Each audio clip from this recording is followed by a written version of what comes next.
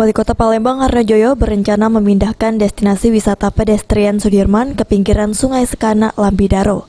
Selain karena berada di jalan protokol, rencana pemindahan pedestrian Sudirman ke Sekanak juga bertujuan untuk mengembangkan pinggiran sungai di Kota Palembang.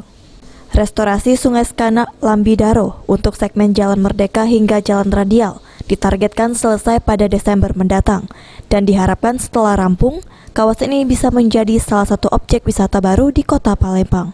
Haryojoyo menjelaskan pihaknya telah menyampaikan kepada Dinas Pariwisata, Dinas Kebudayaan, dan Dinas Koperasi UKM untuk dapat membina masyarakat sekitar.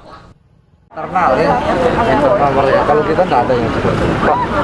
Pak, boleh nanya tentang ini kan pembukaan Sudirman itu katanya mau dipindah ke Sekanak itu gimana Pak? Insya Allah, harapan kita nanti kalau sudah kondisi normal, Sekanak Lambidaro sudah bagus, ya, nanti ya, akan kita pindahkan sudah untuk mendorong bagaimana Sekanak yang akan kita siapkan menjadi salah satu destinasi.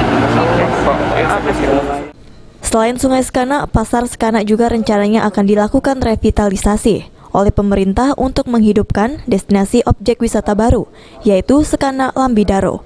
Rencananya, Pasar Sekanak akan dijadikan penunjang untuk objek wisata Sekanak Lambidaro.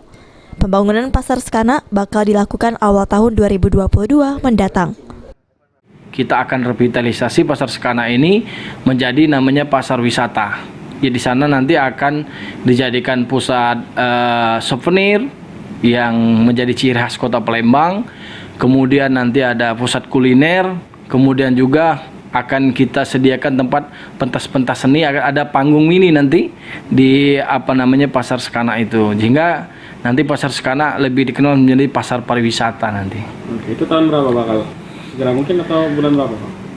Tahun ini kita mulai proses, ya, kita proses bersama Dinas Perdagangan, dan insya Allah hari Senin juga kita akan pemaparan di Kementerian Perdagangan. Nah, kita targetkan 2022 ini sudah mulai pembangunan untuk pasar wisata. Irawan, PAL TV.